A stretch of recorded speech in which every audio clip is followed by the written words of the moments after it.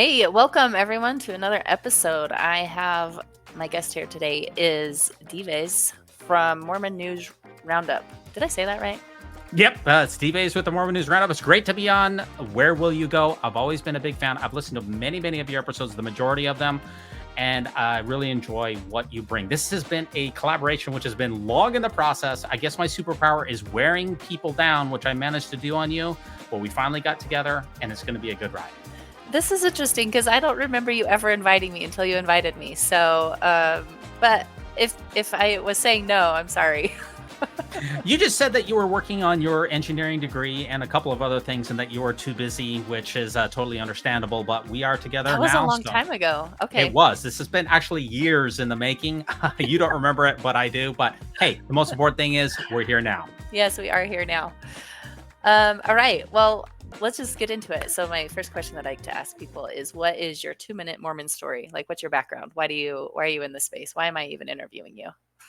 That's a great question. Now, I actually practice this 2-minute response. I was born in the Covenant in Florida in the late 1970s to a faithful family. My mother and my father were both members of the church. We moved to Salt Lake City a short time thereafter. I'm the fourth of 5 brothers and sisters.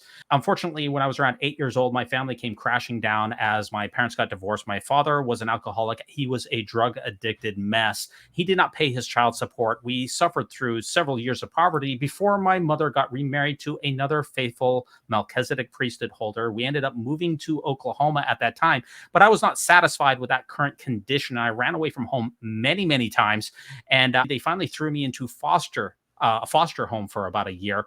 And it was during that foster home that I really came to the gospel. I still ran away from the foster home, came back to my father, and he basically raised me. Then I went to BYU after that period of time, went on a Mormon mission, came back, taught at BYU for a number of years, got a couple of degrees in music and in the humanities. I taught at the elementary school level, high school level, junior high school level, music, humanities, education type classes. I even taught at a couple of institutions of higher education. I worked either full-time or part-time for the Church of Jesus Christ of Latter-day Saints for 24 years. Approximately in the time frame of around 2010, I started questioning my faith, and you could say that the gradual erosion of my testimony commenced. And in 2022, I formed the Mormon News Roundup. That is your 30,000 square foot view. I live in Washington, D.C. I have 4 children, and I am married. Wow, that is impressive. I've never had a guest do that before. That is a harrowing story too. I did not know that about you. I'm already learning things. So, okay, why did you start? So you said 2010 is kind of when it started. What was happening between 2010 and 2022? That like when you started your podcast? Yeah, I was a PIMO for about 12 years, from 2010 until 2022, physically and mentally out, PIMO, during that entire time frame. You know, what was happening during that time frame is that I lost most of, you could say, my testimony. It gradually and persistently eroded, and I felt that there was no way to confirm the truthfulness of the things that I felt that I had confidence in before, and that's really where it all started going downhill, is around that time frame. Okay. And what made you start the Mormon News Roundup? In 2022, I really made the decision that I wasn't going to be going to church every single Sunday, but I really missed Mormon news. I really missed the Mormon community, but I wasn't going to be going every single Sunday because I did not find a value add to my life from attending church. And I started looking at the contemporaneous LDS News podcast during that time, including Mormon Land, including This Week in Mormons, including the Cultural Hall podcast, including the church's own podcast. None of those podcasts were sufficient, or at least what I was looking for. The Mormon Land is good, but they don't always cover contemporaneous events. The church's news podcast is way too correlated, and they never talk about the juicy gossip that I like. This Week in Mormons and the Cultural Hall podcast are both very similar, and that they talk a lot about the host's life. They talk about sister so-and-so is pregnant, or a bake sale, or whatever it is. I'm not interested in the host's personal life, so none of those podcasts resonated with me in the slightest. I am a very big news junkie, and I kind of lost a little bit of connection to the church. And I was like, I can't find a podcast out there that is what I'm looking for. That's why I formed the Mormon News Roundup with my original founding co-host, Al. Have you stayed consistent from like how you started it, or has it morphed over time? It certainly has morphed over time without question. I was an audio only podcast for approximately the first year. I only added the video component after about a year, so that's certainly changed. I had a consistent co-host at the beginning. His name was Al. He's a good friend of mine, and he still occasionally co-hosts. But I eventually decided that we were going to do random or rotating co-hosts of people that come in. That's a big change. I guess you could also say that the podcast perhaps has gotten more critical of the church, although that's probably a subjective evaluation. But it has certainly become more tech savvy. I've spent a lot more time on the podcast than I had at the beginning. At the beginning, I'd only spend maybe 2 or 3 hours a week on the podcast. Now I spend up to 10 hours on the podcast. It's a lot more highly polished, and I think it is a much better product. So yes, the podcast has changed quite a bit over the years. Your time is going up, not down. Because I would say my time's gone down as I've learned how to do some of the things. Like it's not taking me as long, but maybe I should be putting the same amount of time to have better content, but I don't care as much. Maybe I should. Not everyone is as smart as you, Marty. Some of us take longer. I guess you could call me a lazy learner or a lax disciple. Well, you're adding more, right? And that's what's taking more time. You're doing more cut-ins and different things. Is that what's taking more time? Or is it the coordination of figuring out which stories you're going to do? What's taking more time, I guess?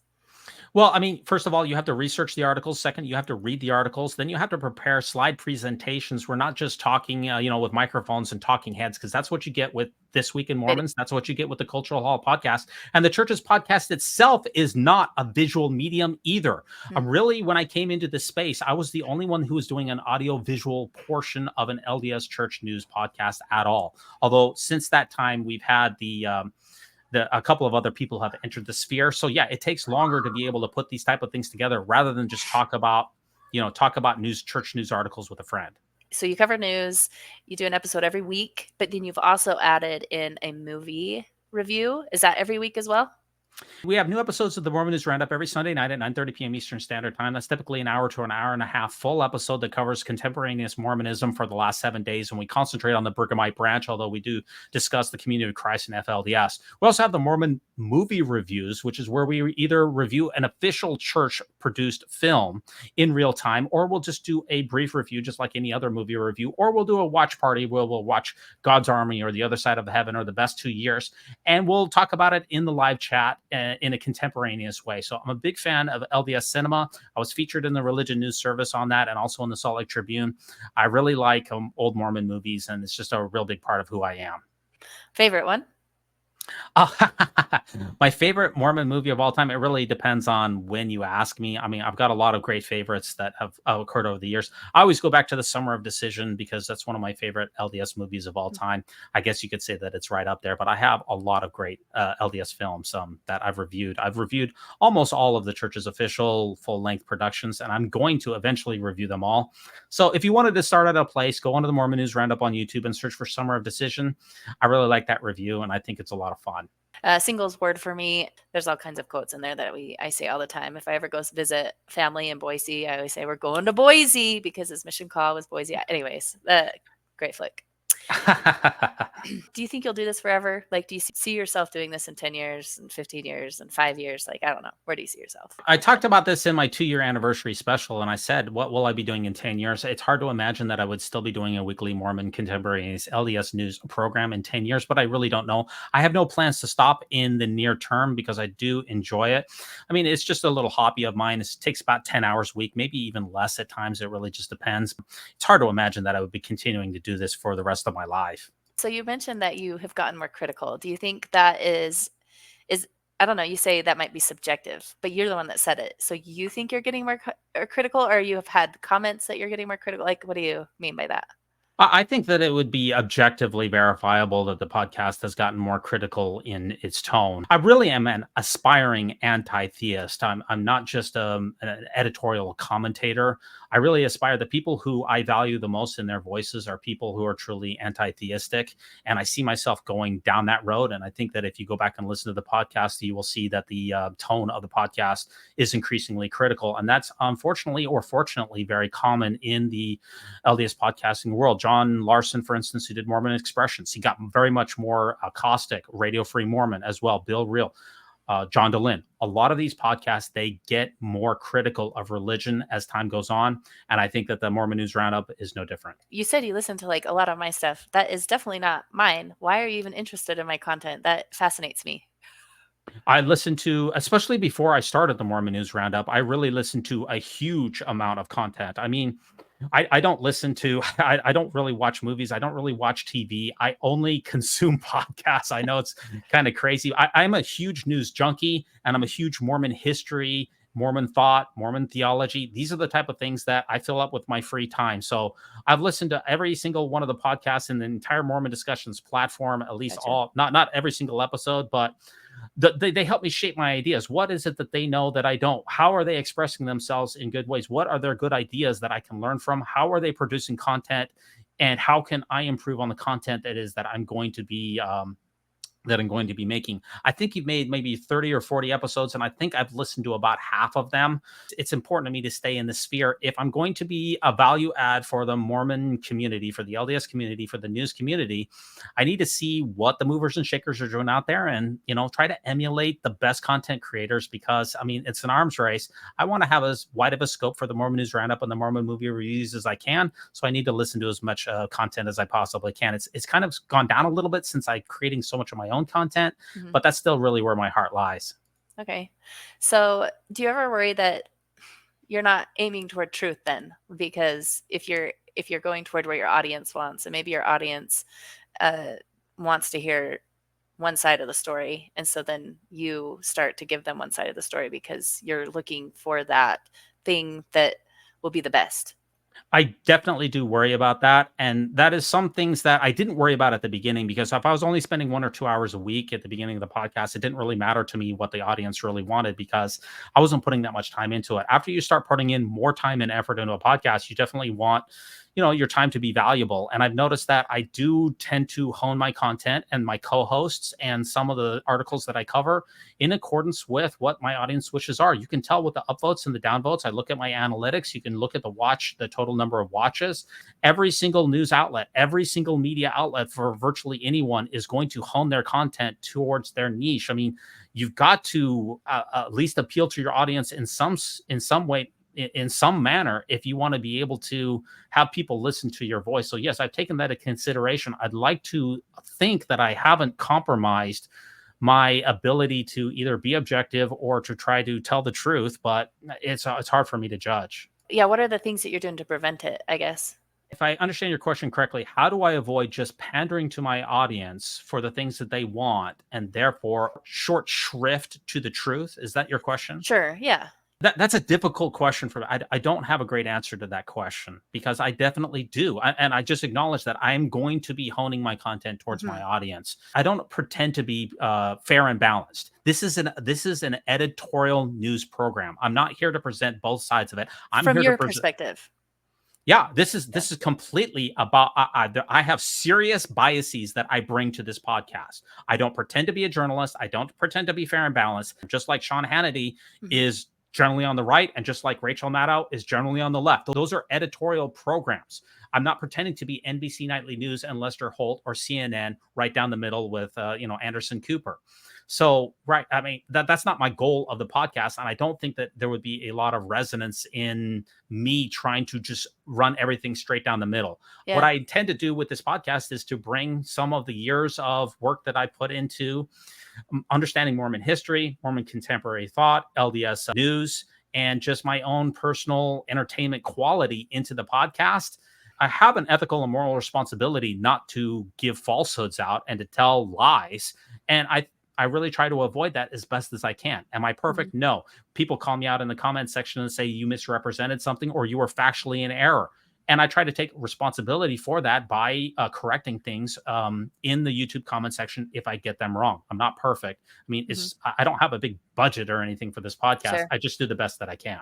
Well, that's at least you're thinking about it. That's the one thing that I find to be a little bit of a paradox. I think you've listened to my show, so you know I talk about Jordan Peterson way too much. But he made this comment once about you can tell something's true because it resonates with the most people or something like that. And I'm like, I don't know if that's true because I feel like the whole internet people are able to find the very unique thing that they like and they gravitate toward it, and then there's like this community that starts to grow. I mean, I've got my own of like not left leaning ex Mormons, right?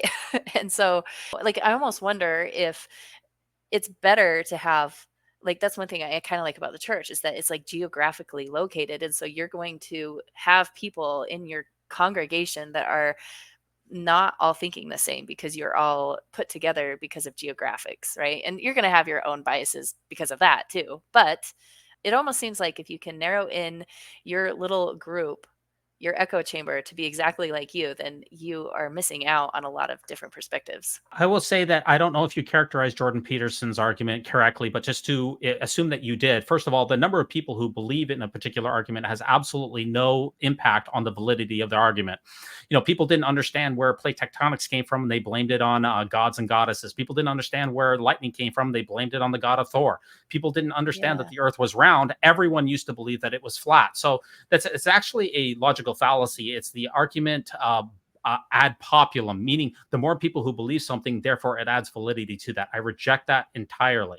It's how he came up with his 12 rules for life, is that he basically went on Quora and he asked, what do you think of this being an important thing? And the things that resonated well are the ones that he cut down. He had a list longer than 12, and that's how he cultivated that list. Yeah, I mean, public opinion is better than one person on an island. There's no question Sure. about that. But the public opinion for many years was that the Earth was the center of the universe, and the public opinion for many years was that there was absolutely no explanation for the diversity of life on this planet. But we got people like Charles Darwin who told us how the diversity on this planet came about. The public opinion does not mean anything. It's a logical fallacy to say because many people believe something that therefore I should believe it too. So I try to avoid that whenever possible. Sure. So does anything give you pause about doing your podcast? Yeah. Yeah, that's a good question. You gave me some of these questions in advance, and I would say that I really pondered upon that question. I would say that absolutely nothing gives me pause in my content.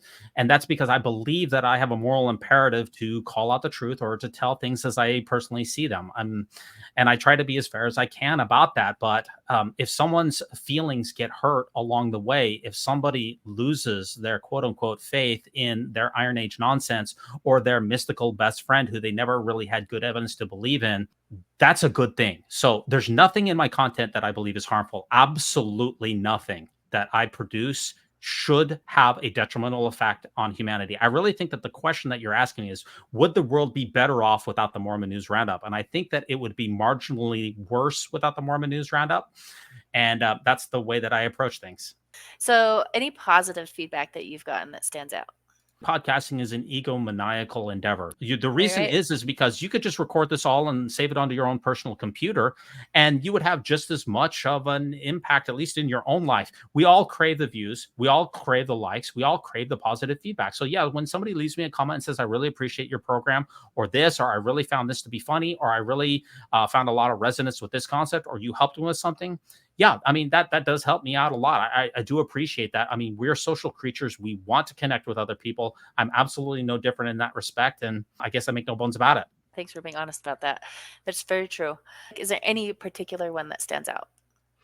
I thought about that a lot, and I haven't come up with anything in particular that has particularly stood out to me as far as positive feedback is concerned. I do appreciate the people who contribute to the Mormon News Roundup on Patreon and through YouTube and through the other means. Those people in particular have given me some kind words and some positive affirmation. It's really a show of solidarity when somebody contributes to a podcast. Do I need the money that goes along with the Mormon News Roundup? It's extremely minimal. In fact, if you look at my 2-year anniversary special, you can see how much time I invested into the Mormon News Roundup and how much money I lost in the endeavor. This is not a money-making proposition, and money is really not that important.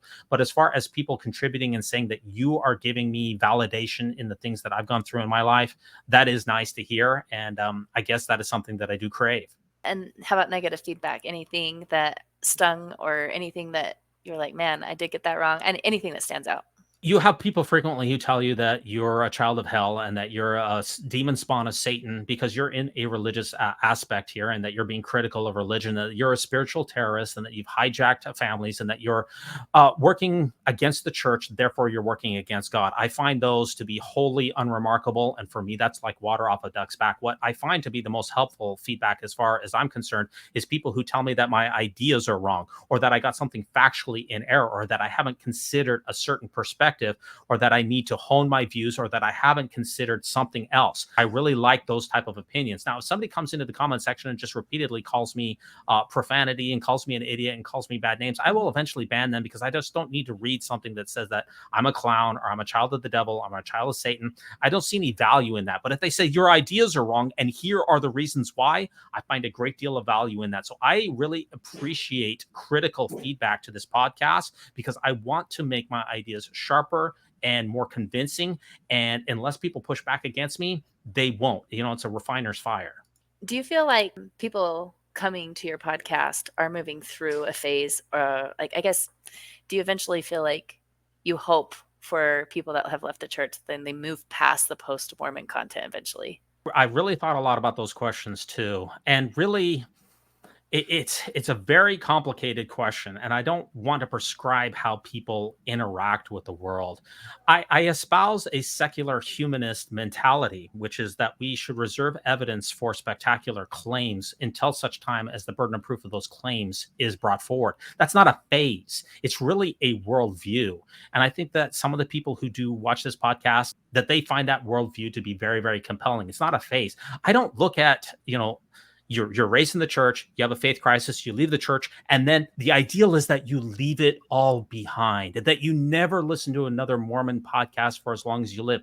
I don't look at that as an ideal for people. Like I said, I'm really an anti-theist at heart, and I want to make sure that my beliefs are grounded in reality, and I encourage other people to follow a similar path of making sure that their beliefs are also grounded in reality. And if that means that they want to engage with Mormon or post-Mormon content, then that's great. If they don't, then that's fine for them as well. But I don't look at it as a phase thing for sure. The rest of my life is going to be constructed around a secular humanist morality, and also just I'm skeptical of metaphysical and spiritual claims in general. That's not a phase. That's really a core part of my identity for the rest of my life.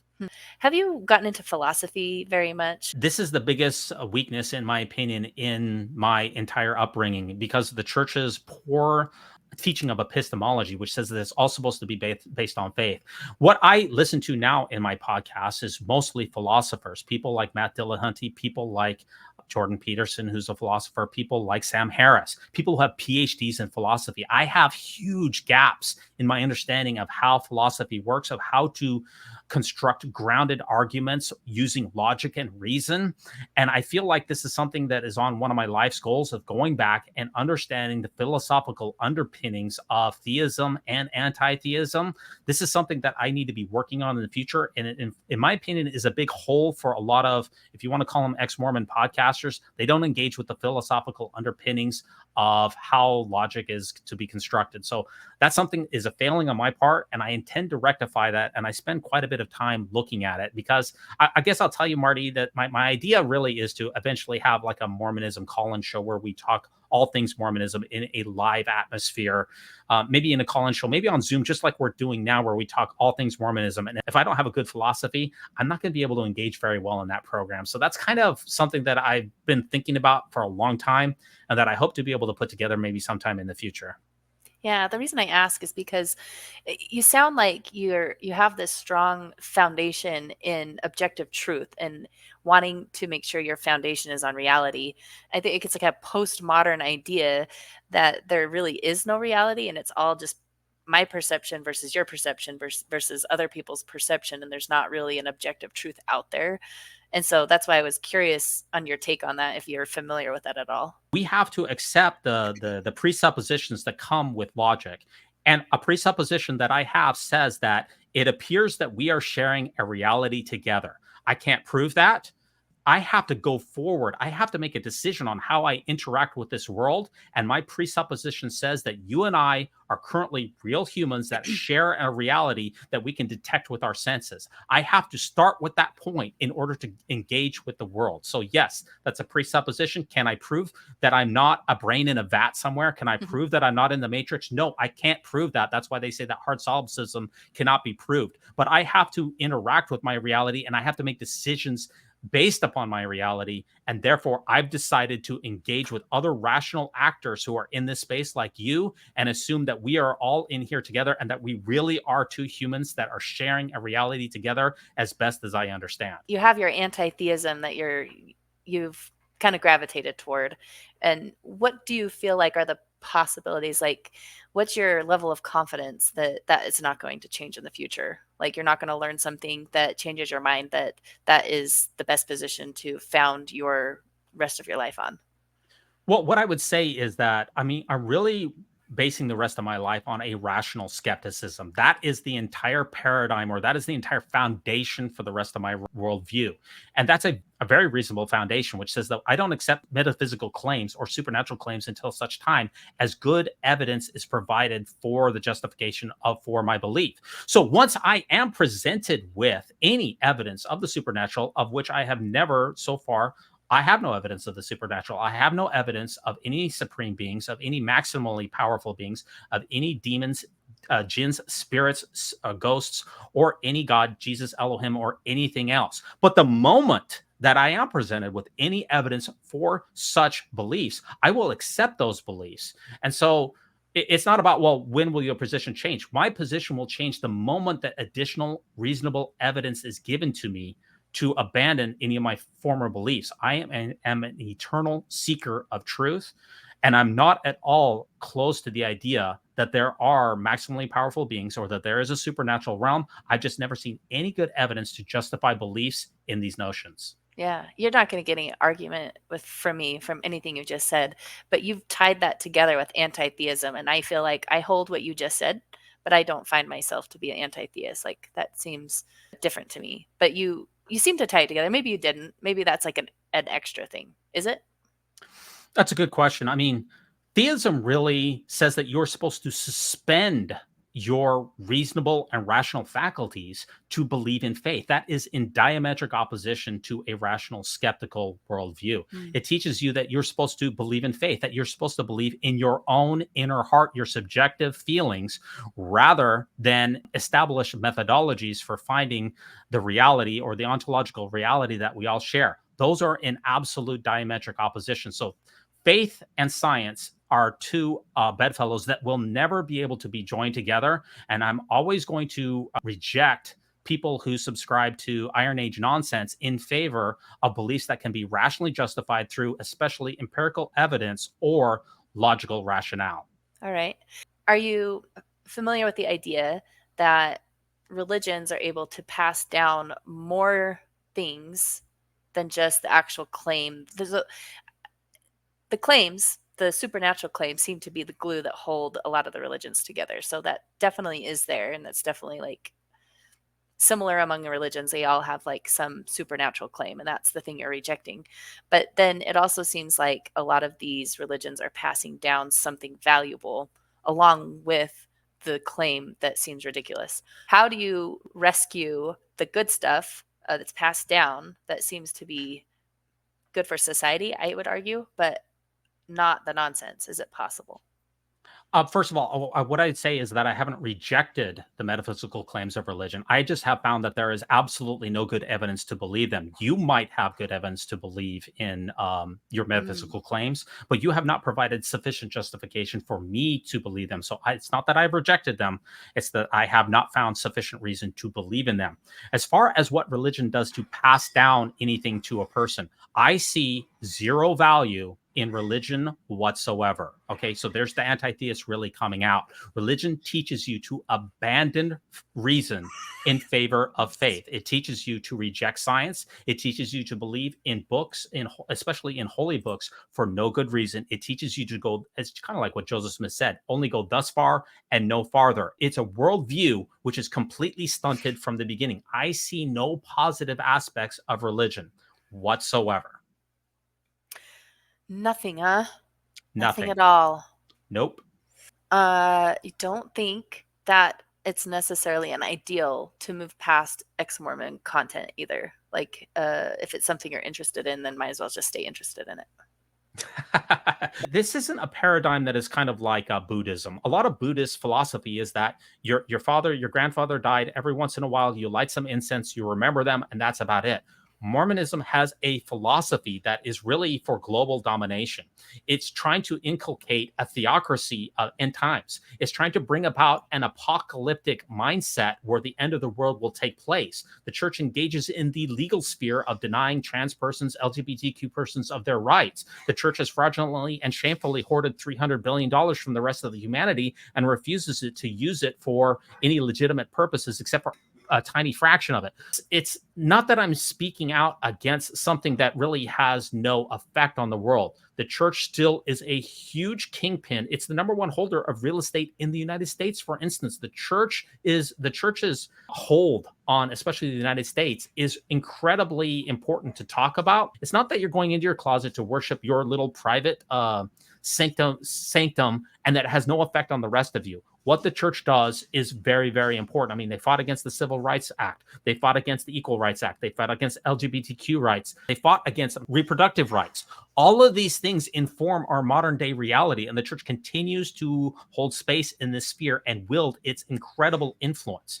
So if those things do not comport with human well-being, which I argue that they don't, then it needs to be held to account. And that's one of the reasons that this podcast exists. You do view the church as like a net negative then, and you want to help alleviate that negative. What I would say is that the church is a massive net negative for virtually all people who are associated with it. It would be a net negative, not even just for the people practicing within it, right? Absolutely. Are there people who subscribe to homeopathy that say that they have positive benefits? Absolutely. And they probably do. And there's also people who look at their astrological calendar and they have supposed positive benefits as well. And they say, when I look and read my astrology reading in the morning, it gives great meaning to my life. And I'm really happy to see how this all lines up. Is that a net positive then? Is astrology a net positive? Is homeopathy a net positive? Absolutely not. If these people were to abandon these ideas, which have no grounding in reality, for which they have no good reason to believe, and they were to adopt a skeptical mindset, there would be a much greater benefit to humanity. Anytime that you leave rationality behind, religion is inherently irrational. It says that you should believe claims for which you have no good reason to do so. That's what faith is all about. If people were to give up that paradigm, it would be a massive net positive in the world.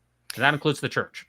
Yeah, that's a pretty strong claim. I don't know that's true for every personality. Like, I think it might be true for your personality and some personalities, but I'm not sure that that's going back to what I just said, I said that there's people who believe in homeopathy. There's people who believe in astrology who say they have great meaning in their life that's given to them by these things. In my opinion, it is demonstrable that the vast majority of people would be better off if they adopted a secular human morality and a skeptical mindset about the world. There's some people out there that say, without a celestial dictator, I will rape, I will torture, I will kill other people, and I will turn into a cannibal. Does religion benefit those people if we take them at their word? It absolutely does. So there is still a small portion of the population that religion is a net benefit for them to have religion. But like I said, the vast majority of people will be better off if they ground all of their beliefs to reality and make sure that they don't subscribe to Iron Age nonsense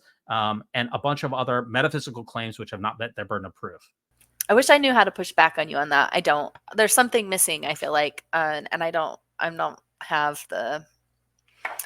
I don't know. I don't have the articulation to like explain or try to explain it to you. I think your stance is very common. I feel like it's not totally out of the realm. I feel like I would much rather have people believing like you than believing their children are zombies. There could be more skepticism for a lot of people. No doubt about it. Well, I wanted to kind of talk about the temples a little bit. We just recorded a episode for your Mormon News Roundup, and I left some of my thoughts and stuff. I was like, oh, we can talk about this for mine. So that's interesting that you don't feel like people like we're a little bit divergent there, because I feel like the ideal is for people to live a meaningful life, and not that you leave Mormonism behind because it's always going to be a part of you, but I feel like I personally feel like life goes on after, and you don't have to like be really reliving that hard thing that happened to you, and you don't have to like keep the wound open. Like, it almost, that maybe is a good way to describe it. I just said it. There's a wound, and sometimes I feel like staying in the ex-Mormon space can just be like picking a scab versus letting it heal.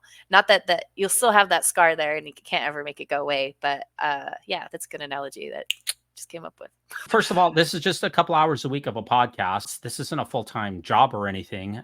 The vast People, majority of people who consider themselves to be ex-Mormons don't care about the church whatsoever. They don't give it a second thought, because 80% of the people who are baptized into the church as converts, they fall away within a year, and they don't follow the Mormon right, podcasting sphere. They don't go on to ex-Mormon Reddit. right. There's 250,000 people on ex-Mormon Reddit. How many ex-Mormons are there in the world?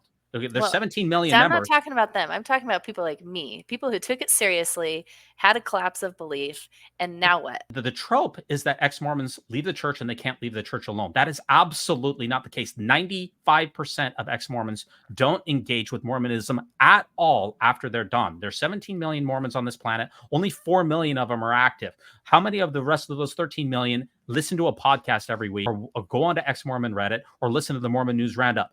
Very, very few of them do that. So, I mean, I would argue it's because it's a phase, but you were saying that it doesn't have to be a phase. That's what my case is. My case is that people go through an angry phase, they go through their like deconstruction phase or whatever, and then eventually some, I'd argue probably most, move on. They're not interested in it anymore. They lose interest. I agree that many people leave it alone. The only ones that are not leaving it alone are the ones that are in the middle of like trying to figure out what the hell's going on. I'm not in the middle of anything. I really, I'm certainly wanting to gain further light knowledge that the Father was supposed to send to us without question. And so I don't look at myself as I'm in the middle of my life. I want to hold to as many true things and as few false things as possible. And I think engaging this space will help me do that without question. I mean, people can go through phases. There's no doubt about it. But I mean, my life, I don't look at it as a phase. I don't look at myself as going through a progression. And that's what I saw in your questions. It seems like Yeah. you divide people into phases. That Yeah. definitely does work for some people. I don't look at myself as a phased individual. And you'll see in the Mormon News Roundup that not one time have I ever identified myself as a post-Mormon, as an ex-Mormon. I reject these type of labels because Okay. I don't think that they're very helpful at all. I'm still a member of record of the Church of Jesus Christ of Latter-day Saints. I still play wardball. I still go to the church socials. And you could call myself a reformed Mormon or a skeptical Mormon or an atheistic Mormon, but I reject these type of labels. And it's not a phase. I want to find meaning and purpose in my life.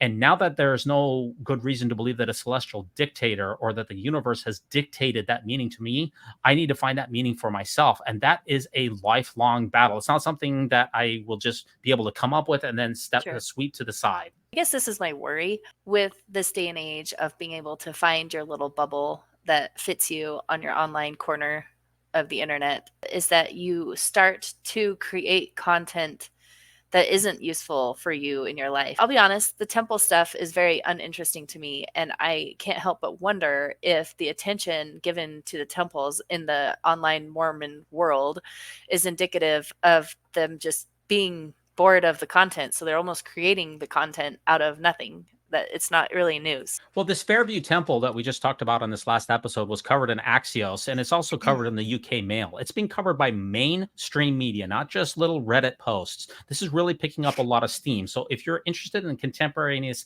LDS church activities, this is very important. The church, in the church news, in KSL, and in Deseret Communications, Bonneville Communications, repeatedly talks persistently, daily, about the importance of temples. So if the church is important to you at all, temples are absolutely an important part of what the church is doing. With President Nelson announcing almost 200 temples on his own, the billions upon billions of dollars that are being spent on these temples really reveals the church's priorities. It reveals President Nelson's desire for a grandiose vision of the church. It's not making something out of nothing. This is what the church is deciding to sue people for, to talk about, to cover. This is really important for the church. And a lot of people are wondering, very rightly, why so, especially when we already have take the West Jordan temple that was built. We already have 2 in South Jordan, just so close by. Why are we spending another $50 million on a temple? We have 2 temples in Provo, but we're building another one in Orem, another one in Linden. We have 24 temples in Utah. And we talked about in our last episode how the church's vice grip on Utah has gone down significantly. People are naturally wondering why it is that we are continuing to spend billions upon billions of dollars for these esoteric mega castles where people do warmed over Masonic rituals for brutal killers like Adolf Hitler, Vlad the Impaler, and let's not forget Holocaust victims. Meanwhile, on this planet, 25,000 people starve to death daily. Tens of millions of children die before the age of 5. Meanwhile, the Church of Jesus Christ of Latter-day Saints has an investment fund, including its real estate portfolio, of $300 billion. These are natural questions that are not just curiosities. This is really getting to the core of what Mormonism is all about. Where should the priorities be? On the here and now, or on these salvific proxy ordinances for these individuals? This is important stuff. And I think that's why it finds a lot of resonance in both the Mormon and the ex-Mormon space. Your argument that this is newsworthy. Like, I guess my curiosity is because I feel like this temple push, different prophets have had temple pushes. So would you say the same thing like during Hinckley's time, or was it justified at that time to be expanding temples? Like he kind of had a big temple push, like get everybody in a temple, get it closer to people, make them cheaper so that they can still have those, not have to travel so far to get those saving ordinances, right? President Hinckley in the 1990s, this is the heyday of Mormonism. This is where the church's growth was most acute. This is where people like Rodney Stark, who said that the church was going to be 260 million members by 2050. This is where at least a basic rationale for the building of these temples could conceivably be constructed. Although the idea that anything that you do in a temple has any efficacy whatsoever in the next life, that burden of proof has not been met whatsoever. But President Hinckley building the Monticello temple and some of these other mostly somewhat of a prefabricated temple, those temples were much less expensive than the ones that President Nelson is building. The latest temple that President Nelson that we have leaked from the Wall Street Journal is the Pocatello, Idaho temple, the first one. That was $70 million. Well, the Monticello, Utah temple that President Hinckley built in the late 1990s was probably like a $1 million building. We're seeing an order of magnitude difference. And President Hinckley, this was during a major period of church growth where there weren't very many temples. When President Hinckley took over, I believe that there was approximately 100 temples, and he doubled that using his small mini temples.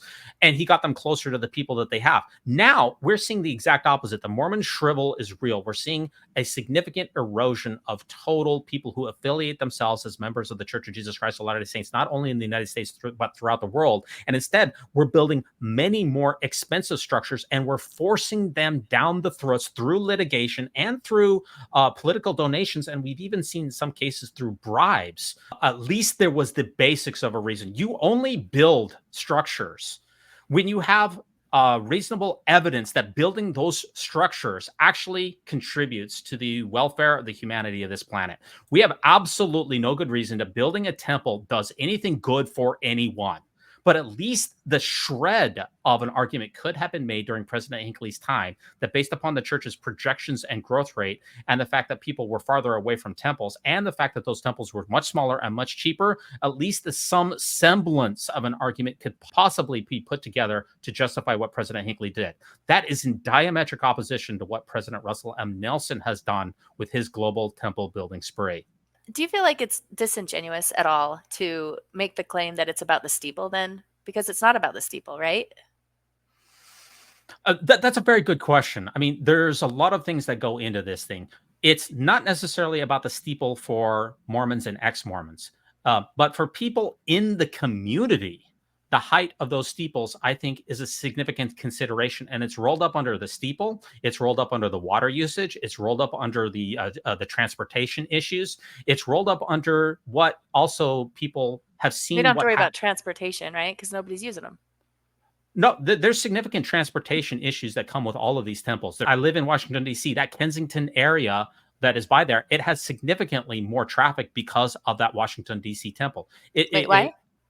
Because there's people coming from outside of the area to come to the temple. Because people come and use these temples. They're generally only open a couple of days of the week, oftentimes. But when they do, it increases the amount of traffic that's in the neighborhood. These temples are tax exempt for the vast majority, which means that the surrounding people have to pay additional taxes in property to pay for the fire, to pay for the police departments, to pay for everything else. It causes significant impact in those communities. When you have a tax exempt organizations that come in, you have to pay more as a community to make up for those, because the church is not paying for a number of the taxes that it has. It's Property given a free taxes, you ride. mean? Yeah, it's given a free ride on a number of the taxes that it has, and it's given other considerations for the other things that it has to pay for. The rest of the community has to pull together to pay for those things. So, temple is a private club. It's not like when I went to Ireland, when I went to Iceland, when I went to the UK here a year and a half ago. I was able to tour these beautiful cathedrals and have a meditative moment inside of it. The only people who will get to enter these is just a few 100,000 Latter-day Saints. The estimates are that there's only 800,000 endowed Latter-day Saints on this planet who have a temple recommend. This is a private club that is used for them and them alone. It is not used for the community. It's not used for any events whatsoever that the community could enjoy.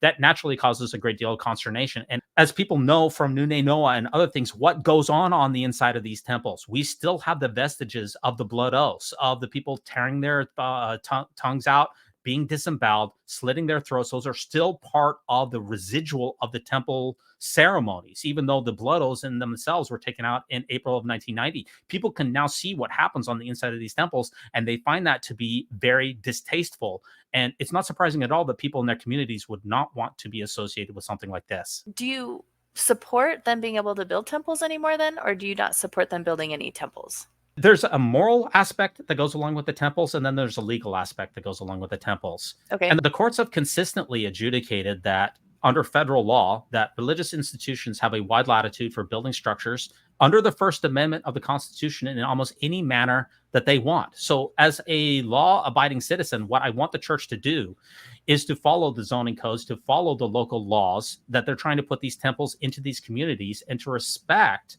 the rights of the citizens in those communities to determine whether those temples should go into their communities. And I don't think that doing that on pain of litigation is really a moral thing to do. Is it within the church's legal rights to do so? Absolutely. And the church, for the vast majority of these situations, is going to have their way, is going to get these temples pushed over the finish line, thanks to their incredible resources and their tactics that they've honed as this playbook. The church has honed their temple playbook for so many years now. They know exactly what to do, how to surprise the community, how to not really work with them, but have the appearance of working with the community. There's just a moral aspect that goes along with these temples as well. I mean, there's just a lot of considerations. You separate what legally should be supported versus what's morally. So you morally don't think that temples should be built, but in a sense, like our laws in their country kind of do align with morals. There's got to be a reason. Why is the law there in the first place? Like, why would there be a law to protect the LDS church to build a temple? Like, do you think that's an archaic law that should be taken away? And that, like, if you were king of the land, would you not allow them to build temples? I don't find a lot of value in these type of hypotheticals. We have the First Amendment of the Constitution in this country, and it's, like I said, it's been adjudicated many, many times. The church has the ability and the right, the inherent right, to build these type of temples in almost any manner that they want. And they're going to take it to federal legislation. If any of these towns tell them to get lost, they're going to sue them in federal court. That federal legislation, by the way, has been put in place by Latter-day Saints senators themselves in order to make sure that these temples can go over the finish line. So I'm not in a place to be a king. I'm in a place. Well, I'm just trying to understand like where you're coming from, because from my perspective, there's a reason that that law is there, and it's a good reason. To come over here on this side and then criticize the church for trying to build their temples, it doesn't jive with me. That's one of the biggest reasons that I don't think it's a big deal, is because I feel like they should be able to do it. Yeah, I've tried to point out some of my reasoned and I believe rational objections to temple building here in the last few minutes. So if those were unconvincing, then I guess I've been unconvincing to you. But there's a larger moral aspect as also that I have not discussed, and that's imagine that you had the church resources that Russell M. Nelson, as the corporation soul of the Church of Jesus Christ of Latter-day Saints, has $300 billion. Imagine the amount of good that you or I or almost anyone could do with that unfathomable sum of money, which, by the way, was fraudulently and illegally hoarded and extorted from ignorant Mormons, thanks to the church's shell companies and other devious behavior by not reporting it to the 13Fs. Imagine you had those resources. Okay, every temple that is built is really a zero-sum game, because you're talking about affecting the poverty of helping the humans that are suffering on this planet right now, as opposed to the value judgment of building the 28th temple in the state of Utah. That's a moral decision that the church makes continuously. And as we saw, it's just the Fairview Temple, again, only 30 minutes away from these other temples. It's hard for me to see any rationale whatsoever in which a new justification of a temple is a moral decision. I feel like that's a very common, like, atheistic standpoint. And there's part of me that agrees with you. I'm not trying to push you back because, like, I think you're wrong. I just think there is a piece of like art and beauty and the religious. I feel like this all being said, I don't feel like the LDS Church is super great at this. I call them cookie cutter temples for a reason. You have this like rationalistic mindset. And if people had that view, you wouldn't have those cathedrals back in Europe if they had that mindset. Like, you have these beautiful buildings and stuff that were built for God. And it's like, well, that's irrational to believe that there's God and you're building this beautiful building for God. So, and you don't see secular societies, they're very practical. Like, it's like, you got to do it because it's practical, and you're missing out. I guess there's a bigger part of life than just doing things in a pragmatic, practical way. And I feel like the church is actually probably leans too much in the practical, pragmatic, and it's all managerial. Like, they're not doing that piece like they should. I don't think the comparison is very valid, because in the Middle Ages, everyone believed in God. And number two, the people who had the purse strings in the Middle Ages for all of the musical artists, for all of the architecture, for all of the Michelangelo's David, that was the church. That was the one who could commission the beautiful works. We don't know what kind of works Michelangelo could have possibly put together if he had had a large secular patron. He didn't have that. Therefore, I think it's a false comparison to say, well, we wouldn't have the beautiful things. And I'm not arguing that the church couldn't build something that's beautiful. I'm just saying that what the church spends its money on now, the Widow's Mite report has brought out that for every $122 that the church puts in investment, it only spends $1 in the so-called humanitarian outlay. That includes these temple purchases and these temple buildings. It's just a massive disconnect between what the church spends its resources on and what me as a secular humanist says that the most important thing on this planet is the well-being of my fellow humans. I see no evidence whatsoever that a temple benefits the vast majority of the people on this planet, or maybe even benefits anyone whatsoever. There's no reason to believe that anything that happens in a temple carries on past this life. Therefore, any dollar that is spent on the temple, therefore, is taking money away from somebody who needs it badly now. It's a moral decision. And that's why it's really important when the president of the church announces 200 more temples. You have to look at that as a moral decision. And just one last thing. In his last General Conference talk, President Nelson elucidated his rationale for these temples. And where did he determine what the rationale came from? He said it was because of the Kirtland Temple supposed visitations of Elijah, Elias, Moses, and Jesus to Joseph Smith. But the Mormonish podcast and many others have pointed out that those never took place. It's not a matter of faith, because the Elijah visitations, Joseph Smith and Oliver Cowdery said that those were supposed to take place in the future, not during the Kirtland Temple. You really need to watch that Mormonish podcast, because the entire rationale that President Nelson has based the temple building spree on is a fantasy, which is why when the Community of Christ had the Kirtland Temple, it didn't talk about those narratives, because it knew that the providence on those narratives was really, really bad. The foundation of temple building has no foundation.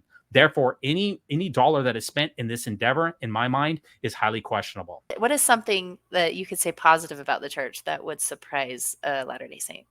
Yeah, I thought about this question as well. And really, People who really theists really try to find ways to justify their beliefs. So they're always going to look for the positive aspects of their faith and minimize the negative one. They're not going to look through the Old Testament, for instance, and talk about and ruminate on how God commanded people to kill homosexuals and stone witches, and how God commanded the slaughter of the Midianites, and how God said that people who are raped marry the people who rape them. They're going to ignore the 3rd Nephi chapter 9, where Jesus himself commits genocide on hundreds of thousands of people in the New World. They're going to ignore all those, and they're only going to emphasize the positive aspects. So there is nothing I really think that I could say that would surprise a Latter-day Saint or anyone else that would be positive about the church that they have not considered in and of themselves. Because people look at the church through rose-colored glasses. They ignore all of the nasty history and all the problematic statements in the Bible about God's commands for human sacrifice, about how we're supposed to cut off each other's foreskins. All of this stuff is to be set aside, and we're only going to concentrate on the beautiful feelings that I get when I watch music and the spoken word, about how I feel such a connection to the people in my local congregation, and about how the church has donated $300,000 to the World Food Bank, or whatever the number is. I don't think that there's anything that I'm going to surprise any believing Latter-day Saint that I could say that is positive that they have not considered themselves. Well, I will answer this for you. I would say something that surprised me was that you said that you really liked old Mormon videos. It surprised me. So I think that's a positive thing about, Mormon culture. I'm really obsessed with these old Mormon films because they establish the dominant narrative. People don't necessarily remember what they read in the scriptures. You can read some of these scriptures hundreds of times So it's and like a not even snapshot remember. for you. Well, media is so impactful in our lives. The music, the lights, the beautiful sensations, the elevation emotion that comes with these films, they're heavily correlated and they're shown to you time and time again. I was beaten, I was indoctrinated. I was almost literally brainwashed with these films. So going back and watching them now later on in life and I really like to see what the church showed to us in the films and what they left off, the inaccuracies of the films. I find it to be very valuable, and it's something that no one is doing in this space. No one is reviewing these old LDS classics and LDS affiliated classics. Plenty of people have gone through the Journal of Discourses and find all the oddball stuff. Plenty of people have talked about their Mormon journey and about how they lost their faith. A lot of these podcasts are really, they're tropes, and it's been done a million times. Yeah. No one is looking at Mormon movies. Nobody has the reviews that I have. I have hundreds of reviews of all these old Mormon films. I believe I'm the only person who is doing it, and I guess that's kind of special. Yeah. When you watch these films then, or do you get like a visceral reaction, or is it positive? Without question, I Oh, get you a do. It's visceral not. reaction. It's not a positive reaction then. Well, I get plenty of reactions, and really you should Like watch some of. nostalgia. None of that. Oh yeah, for sure. You get a lot of Okay. nostalgia. Go back and watch a couple of my Mormon movie reviews. I think you'll get the gist of it, but there's a Okay. visceral reaction that comes because I'm remembering back when I was a little boy in Sunday school watching The Three Witnesses or watching The Windows of Heaven starring Francis Uri. I remember myself in those Sunday school classes, having the teachers bear their testimony about how these things are really true. And then when you research the movie, you find out that none of that actually took place in any way, shape, or form. And it's amazing to me just to go back in. It's kind of like a time portal back to my childhood. I wasn't really allowed to watch television. I was only really allowed to watch these LDS movies. So I've watched some of them dozens of times, maybe really dozens of times. So I know them backwards and forwards, and trying to research these old films for me is very valuable. I really enjoy doing it. And I like the community that we have on Monday night. It's not big, but the people who get together and watch them in real time in the live chat and talk about their memories growing up watching these old church films. It's a fun community. So you should watch some of my Mormon movie reviews. I'll have to do that. And all the listeners here should go do it too if they've lasted this long into the interview. All right. Well, I like to ask my guests, but is there any one episode that you would point people to? That's a very good question. I think the greatest episode for the Mormon News Roundup is the episode that we did with Ryan McKnight, who started Mormon WikiLeaks way back. I believe that was, in 2012. He eventually formed the Truth and Transparency Foundation with Ethan Dodge. And we also had Colby Reddish on. And we reviewed the 60 minutes expose of the church and Ensign Peak with the interview with Bishop Waddell of the presiding bishopric. That was our longest episode. It was almost 3 hours long. We really dissected the church's actions with regard to the Securities and Exchange fine back in February of 2022, where Ensign Peak Advisors was fined $4 million and the church was fined $1 million.